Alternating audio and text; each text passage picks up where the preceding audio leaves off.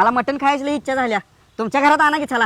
ए फुकट्या, तुला मटण खाऊ घालायचा आमचा काय संबंध आहे? चल. काय संबंध आहे तुला मटण काय घालायचा? ओ दादा चला, मागतकऱ्यांच्या सावलीला सुद्धा थांबाय नसतंय. या भरट्या. मटण तर मी आज खाणार, ती बी तुमच्याच घरात. ओ भाऊजी, आज काय मटण आहे का? अहो नाही वहिनी, ती पलीकडच्या गल्लीतल्या संगीता वहिनी नाहीत का, त्यांच्यात मटण आणलेलं. मग ती मला जाताना हाडाची पिशवी तेवढी टाका म्हणली. मग रस्त्यावर कुठं टाकायचं म्हणून कचरा कोंडी टाकायचं चाललोय.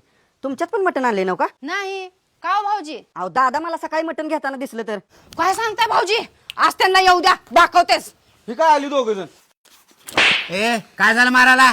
त्या संगीला मटण तुम्ही आणून दिलं होय? ए मी कशाला आणून देऊ? अजिबात नाही. वहिनी चला खरं खोटं करूया. ए, चल कर, नाही त्याला डर कशाला. चल रे दादा. अरे वब्या, त्या संगीच्या घरला कशाला? त्या संगी भाऊन माझं लपड चालू आहे. तिथे गेल्यावर आणि भांड फोडू. मी तिला मटण दिली, पण तिला म्हणू रे का चालले म्हणायला.